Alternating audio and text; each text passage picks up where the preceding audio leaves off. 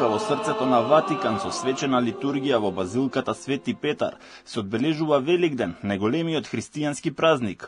Илјадници верници од целиот свет се собраа да го прослават денот на Христовото воскресение, иако без лично присуство на папата Франциско, кој продолжува со закрепнување по сериозни здравствени проблеми. Наместо него светата миса ја предводеше италијанскиот кардинал Анджело Комастри, кој во своето обраќање упати порака на охрабрување и молитва за здравјето на Светиот Отец. Молиме за здравјето на папата Франциско, иако не е физички со нас, неговата духовна сила и порака на мир се присутни меѓу нас денес.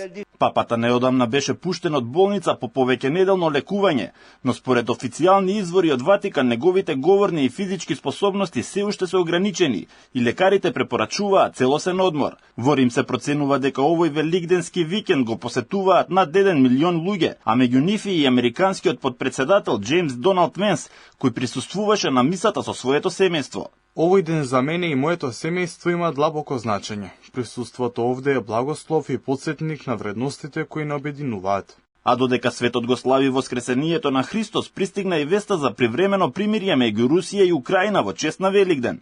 Двете страни се согласија на преки на огнот, поттикнати од меѓународни апели за мир. Великденското примирие треба да трае до вечерва на полноќ по локално време. Великден 2025, велат од Ватикан, не е само празник на надеж, туку и символ на можноста за обновување на човештвото. Пораката е јасна, да воскресне и мирот, не само Христос.